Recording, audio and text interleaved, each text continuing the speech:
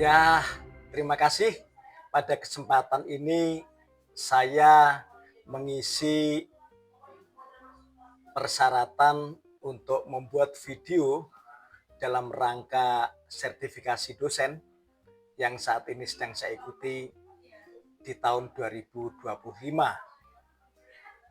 Perkenalkan, nama saya Wahyudi Adi Prasetyo. Saya adalah dosen tetap program studi manajemen logistik Universitas Logistik Bisnis Internasional yang ada di Kota Bandung.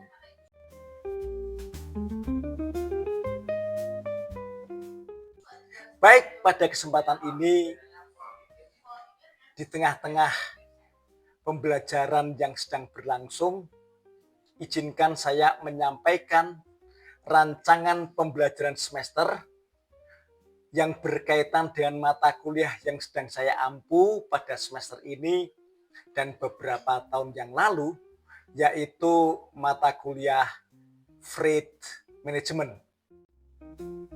Baik, pada kesempatan ini di tengah-tengah pembelajaran yang sedang berlangsung, izinkan saya menyampaikan rancangan pembelajaran semester yang berkaitan dengan mata kuliah yang sedang saya ampu pada semester ini dan beberapa tahun yang lalu, yaitu mata kuliah Freight Management.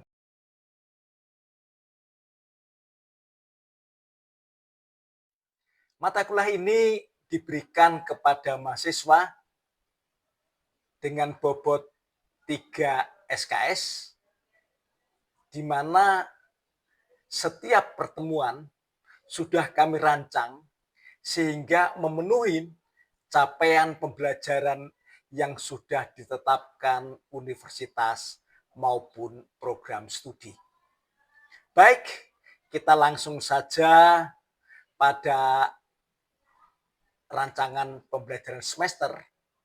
Izinkan saya menyampaikan masing-masing pertemuan, yaitu pertemuan pertama sampai dengan pertemuan 14.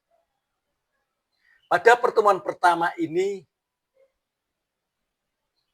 mahasiswa diharapkan memiliki kemampuan akhir, yaitu mampu memahami dan menjelaskan dasar-dasar dan peran manajemen freight, baik itu meliputi tugas, tanggung jawab maupun fungsi, hubungan dengan klien dan pihak ketiga dalam rantai pasokan. Indikator penilaiannya adalah ketepatan menjelaskan tentang dasar-dasar peran manajemen freight dalam rantai pasokan dengan kriteria pemahaman mahasiswa terkait dengan ruang lingkup logistik. Dan bentuk penilaiannya adalah penilaian non-tes. Adapun bentuk pembelajaran melalui pembelajaran auditory, intellectually, dan repetition. Kita menggunakan contextual learning. Digunakan juga aplikasi e-learning dari kampus yang sudah disiapkan. Adapun materi pembelajarannya sebagai pustaka adalah buku-buku yang berkaitan dengan dasar-dasar dan peran manajemen freight. Adapun pertemuan kedua, itu mahasiswa mampu memahami dan menjelaskan jenis-jenis freight. Yaitu apa? Perbedaan antara freight udara, freight laut, freight darat, serta bagaimana aplikasinya di dalam dunia manajemen freight. Perlu ketepatan untuk menjelaskan jenis-jenis freight ini. Perbedaan antara jenis-jenis freight di mana harus bisa menjelaskan secara tepat apa itu freight udara, laut maupun udara. Kriterianya adalah pemahaman mahasiswa terkait dengan logistik secara umum dan bentuk penilaiannya adalah penilaian non-tes. Adapun metode pembelajaran masih sama, menggunakan pembelajaran auditory, intellectually, dan repetition berbasis contextual learning.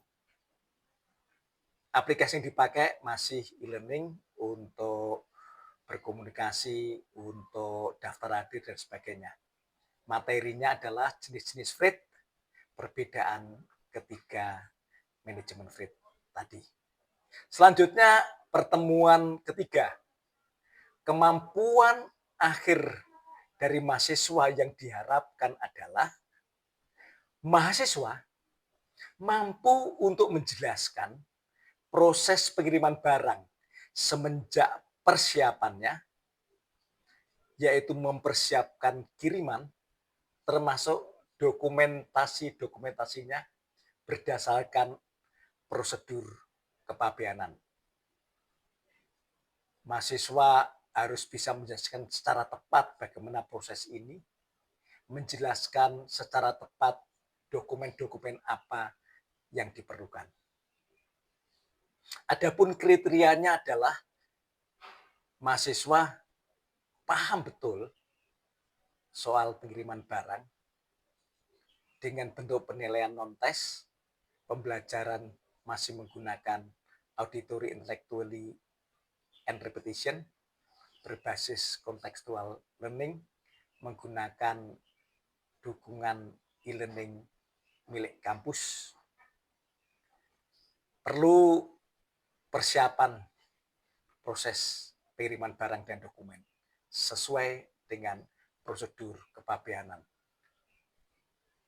Pada pertemuan keempat, mahasiswa diharapkan mampu menjelaskan tentang aturan-aturan yang berkaitan dengan custom atau pabean. Karena FRIT itu merupakan manajemen yang mempelajari bagaimana kiriman yang berkaitan dengan kiriman ekspor import. Dan ini kebanyakan adalah hasil dari perdagangan internasional. Mahasiswa diharapkan mampu menjelaskan secara tepat berbagai regulasi maupun aturan-aturan kepabeanan, bagaimana mengatur kiriman sehingga aman dan efisien. Kriterianya adalah ketepatan, ya, ketepatan memahami, menguasai industri pabean, industri pos, industri ekspor import maupun industri angkutan. Bentuk penilaiannya tentunya penilaian non-tes menggunakan teknik meringkas mata kuliah. Adapun bentuk pembelajarannya berbasis auditory, intellectual repetition yang contextual learning.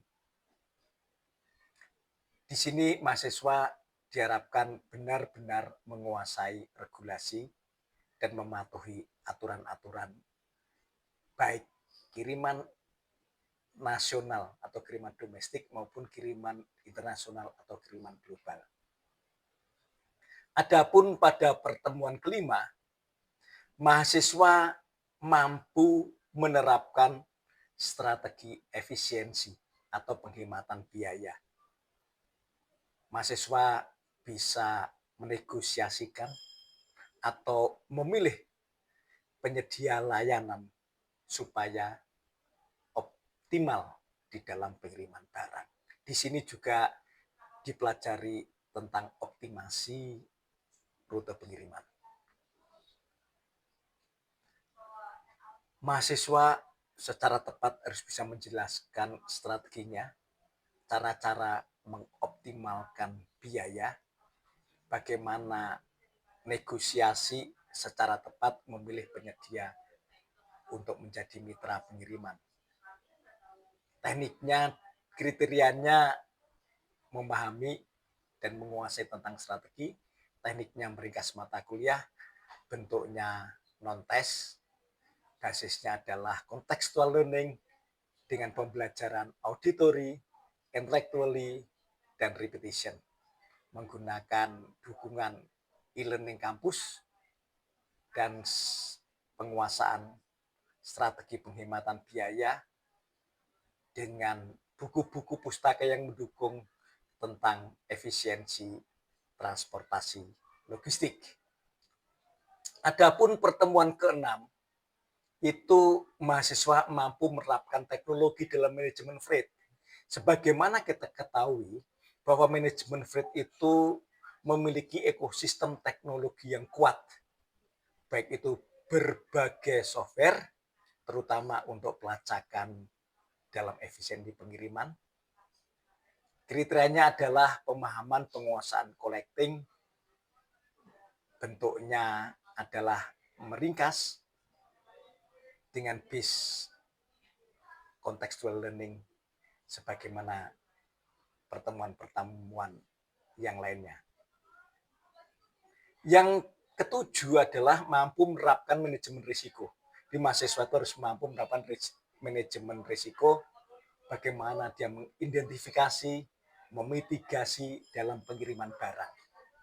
Dengan tepat harus bisa menjelaskan dengan baik risiko apa saja dan mitigasinya bagaimana. Tekniknya meringkas kuliah dan bentuk penilaian non-tes. Pembelajaran berbasis contextual learning bersifat auditory, intellectual, dan repetition di backup oleh e-learning kampus dan mahasiswa bisa mencari materi ini di dalam buku-buku manajemen freight. Pertemuan ke-8 diharapkan mahasiswa mampu untuk menjelaskan bagaimana logistik berkelanjutan, yaitu logistik yang ramah lingkungan atau green logistik di dalam manajemen freight. Jadi dengan tepat mahasiswa harus mampu menjelaskan apa sih itu manajemen yang berkelanjutan atau sustainable logistik.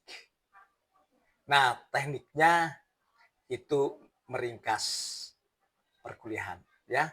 Nah, di sini mahasiswa diberikan teknik untuk small group discussion, membentuk kelompok-kelompok, kemudian belajar bersama dengan materi-materi buku-buku yang berkaitan dengan green logistik, berkaitan dengan sustainable logistik, dan manajemen logistik itu sendiri. Sedangkan pertemuan ke-9 itu mahasiswa harus mampu menjelaskan pengelolaan rantai pasokan, bagaimana mengintegrasikan ini di dalam satu manajemen freight sehingga satu kesatuan dengan manajemen supply chain. Mahasiswa harus bisa menjelaskan dengan tepat bagaimana integrasi itu. Mahasiswa diberikan tugas untuk meringkas kuliah dengan nanti dilakukan penilaian non-tugas. Masih berbasis auditory, intellectually, and repetition, berbasis contextual learning, menggunakan e-learning dan buku-buku yang berkaitan dengan supply chain management dan integrasinya dengan manajemen freight. Pertemuan ke-10, mahasiswa harus mampu memahami analisis kinerja pengiriman.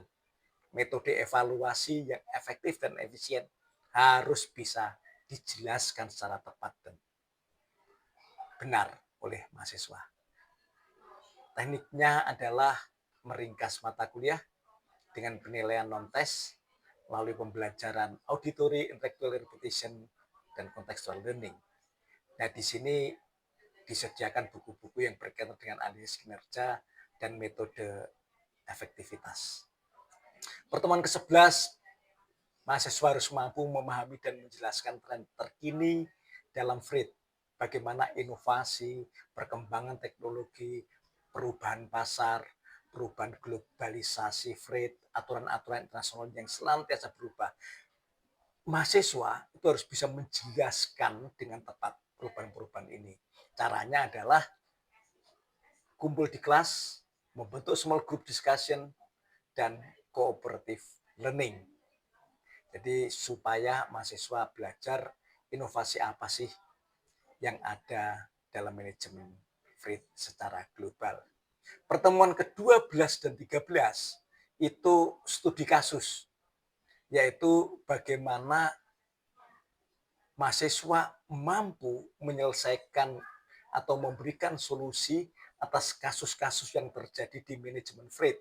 Contohnya, bagaimana suatu perusahaan itu menemukan titik-titik kegagalan, kesalahan, sehingga dia menemukan solusi secara efektif. Jadi mahasiswa harus mampu mempelajari studi kasus ini dan memberikan solusinya. Metodenya small group discussion di kelas dan cooperative learning. Mahasiswa juga bisa mencari bahan-bahan sendiri untuk kepuasan konsumen, ya. Banyak studi kasus yang bisa dipelajari. Pertemuan ke-14, mahasiswa harus memahami masa depan freight management, bagaimana peluang dan tantangan di masa depan. Tentunya perubahan-perubahan global itu memerlukan antisipasi dan mahasiswa harus mampu melakukan itu melalui diskusi-diskusi, ya. Jadi demikian yang bisa disampaikan untuk kita memahami apa sih manajemen freight yang akan diberikan kepada mahasiswa. Dengan capaian adalah mahasiswa mampu belajar untuk pembentukan karakter, memahami konsep-konsep secara teoritis, dan aplikasinya di tengah-tengah masyarakat. Saya kira itu dengan RPS ini, maka kita mengetahui isi manajemen freight secara luas, tentunya didukung dengan tugas-tugas, dan pada akhirnya akan diberikan penilaian. Adapun penilaian itu mempunyai bobot sebagai berikut. Mengikuti dan menyelesaikan tugas itu bobotnya 20%, asesmen tengah semester 30%, dan asesmen akhir semester bobot penilaiannya 50%, sehingga total 100%. Bukunya sudah kami siapkan, ada 14 bab sebagai buku ajar, urutan dan isinya sesuai dengan RPS yang sudah disampaikan tadi. Nanti kita akan lihat bagaimana pembelajaran dilakukan dalam kelas, dinamikanya. Ada salah satu contoh materi yang diberikan, dan itu akan memahami untuk mengetahui tentang manajemen freight yang diberikan. Sekian, terima kasih. Saya Wahyudi Adi Prasetyo, pamit. Bye.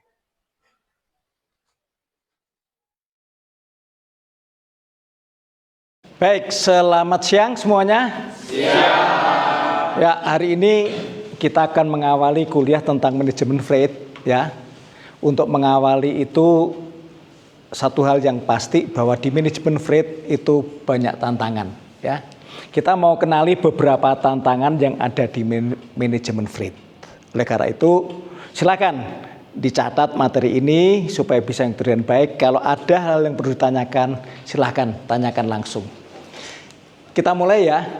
Manajemen freight pada hakikatnya adalah suatu pengiriman barang dari satu tempat ke tempat lain, dan khusus pada materi kita adalah barang-barang perdagangan internasional. Pengiriman dari satu negara ke negara lain. Tentunya tantangannya sangat besar. Bukan sekedar bagaimana barang ini terkirim, tapi bagaimana barang ini sampai melalui proses yang panjang, melalui bisa aja berbagai macam negara, melalui daratan, lautan, daratan lagi, karena bisa aja kiriman barang itu lintas benua, ya. Sebagaimana kita ketahui bahwa kiriman barang perdagangan global itu mayoritas menggunakan kapal laut. Nah, tantangan utama tentunya berkaitan dengan biaya pengiriman. Meskipun biaya pengiriman yang menggunakan transportasi laut itu relatif lebih rendah, bahkan paling rendah dibandingkan alat-alat transportasi yang lain, tapi tetap memprediksi biaya pengiriman bukanlah sesuatu yang mudah untuk manajemen freight. Dan ini menjadi tantangan kita yang pertama. Karena apa?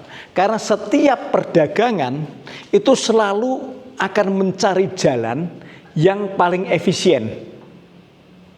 Oleh karena itu, tantangan di dalam biaya pengiriman ini bukan sekedar karena fluktuasi harga minyak misalnya, menyebabkan fluktuasi harga atau ongkos pengiriman, tapi juga fluktuasi mata uang. Itu menyebabkan harga juga bisa berubah-ubah. Nah, bagaimana bisa memprediksi, bagaimana bisa memastikan bahwa ongkos kirim itu tidak merugikan pihak manapun juga, itu tantangan yang pertama. Ya, jadi kita sebagai mahasiswa yang belajar tentang manajemen freight itu juga harus menguasai bagaimana menghitung biaya, termasuk bagaimana kita memprediksi kira-kira biayanya itu berapa. Ya. Nah, masalahnya begini. Ketika kita cari aman, pihak shipping tentunya akan meletakkan harga yang tinggi. Karena takut kan kalau nanti terdapat gejolak tiba-tiba, karena waktunya bisa lama, sebulan baru nyampe. Di tengah jalan harga BBM-nya meningkat. Kan dia punya potensi rugi itu. Kalau dia harga mahal, memang aman untuk shipping, tapi menyebabkan harga logistik secara total menjadi mahal. Nah, gejolak ini tentunya tidak bagus untuk perekonomian. Oleh karena itu, kita diajari untuk memprediksi biaya pengiriman yang sangat fluktuatif. Itu tantangan pertama. Tantangan kedua, ketidakpastian pengiriman. Kita ketahui bahwa setiap negara, antar negara itu punya kebijakan sendiri-sendiri. Kapan misalnya di Indonesia ya, kapan truk itu boleh lewat? Di Indonesia perjalanan truk-truk besar itu dibatasi hanya boleh di malam hari. Nah, ini perlu diketahui oleh negara yang mau pesan barang dari Indonesia, bahwa pengiriman di Indonesia itu bisa terhambat karena truk hanya boleh di malam hari. Di negara lain juga bisa terjadi seperti itu. Belum lagi tantangannya adalah perjalanan laut. Ketepatan waktu berangkat, bisa aja waktu berangkatnya telat, itu pasti nyampainya telat. Bisa aja berangkatnya tepat, tibanya bisa terlambat karena di jalan itu penuh tantangan. Apalagi jarak antar benua. Oleh karena itu, ketika kita berbicara seperti ini, kita mempelajari manajemen freight, kita harus mempelajari itu semua. Kalau di Singapura semuanya lancar. Di negara-negara tertentu relatif lancar. Tapi di Indonesia kemacetan cukup tinggi. Apalagi sudah melewati Jakarta misalnya. Hampir semua kota-kota yang dilewati oleh barang dari perdagangan internasional di Indonesia itu pasti melewati kota-kota yang macet. Ada yang tahu kota paling macet di Indonesia? Bandung. Ya, benar, Bandung. Itu kemacetan di Indonesia untuk truk itu hampir pasti terjadi. Nah, ini yang menjadi tantangan di dalam dunia freight. Ya. Ini perlu diantisipasi karena apa? Karena ketidakpastian di dalam transportasi ini menimbulkan tambahan biaya. Sebelum saya lanjut, ada yang mau bertanya? Silahkan. Oke, baik. Izin bertanya Bapak, tadi kan bahas tentang tantangan ketidakpastian pengiriman. Terus itu kan diakibatkan oleh cuaca ekstrim atau kemacetan lalu lintas. Terus gimana sih caranya mereka tetap menjaga komunikasi real time dengan driver di daerah yang sinyalnya itu minim? Oke, baik, terima kasih. Tantangan tantangan yang diakibatkan oleh sinyal itu sesuatu yang tidak mudah. Namun demikian, ada beberapa teknologi yang memang pengaruh cuaca itu rendah. Misalnya komunikasi antar kapal ya dengan pelabuhan. Ketika cuaca buruk itu memang terganggu, tapi kan ada double. Yang pertama menggunakan internet biasa. Yang kedua menggunakan satelit. Nah, khusus untuk kapal-kapal yang ada di lautan, itu internasional sudah menciptakan satelit khusus untuk itu. Namanya apa? IMARSAT. Ya, International Maritime Satellite. Nah, itu yang memang dipakai untuk menghilangkan gangguan-gangguan komunikasi antar satu tempat dengan tempat yang lain. Ya, tentunya ini berkaitan dengan alat-alat angkutan. Nah, bagaimana kalau itu terjadi di darat? Ya, bisa aja gangguan itu terjadi, tapi kan dokumen-dokumen yang sudah diberitahukan itu juga bisa dipelajari, bisa diprediksi. Misalnya, komunikasi putus pada jam berapa? Kemungkinan dia sudah berada di situ. Nah, pemberitahuan yang pending inilah itu juga nanti akan bisa disusulkan. Ya, saya kira itu sudah menjawab. Sudah ya. Terima kasih ya. Ada lagi mau bertanya? Oke, silahkan untuk bertanya. Yo, silakan. Ya. Kita kan lagi membahas tantangannya.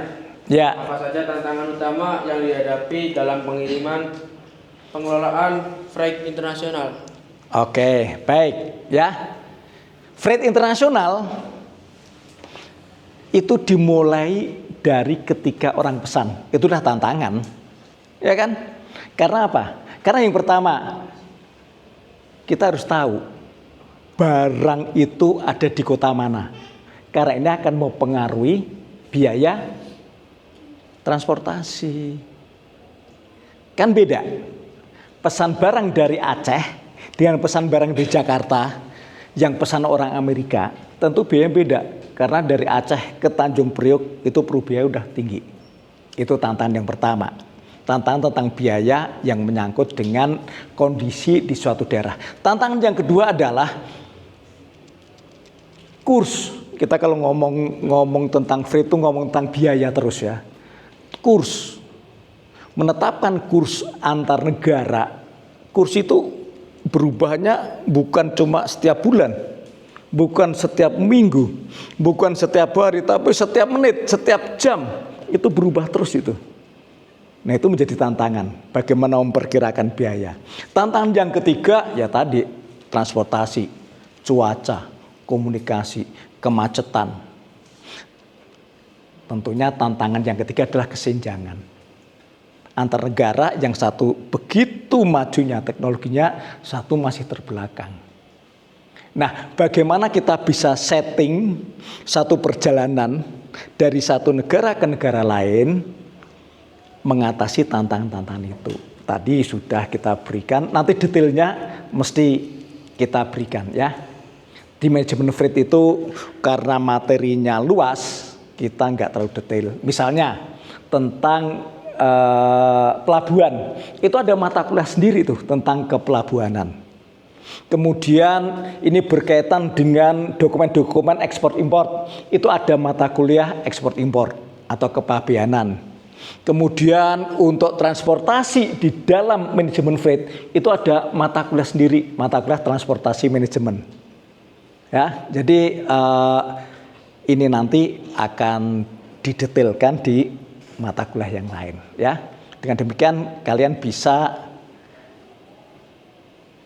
memiliki dasar sebelum ngambil ke mata kuliah yang lain itu. Oke ya. Kita lanjut. Oke, kita lanjutkan lagi. Baik.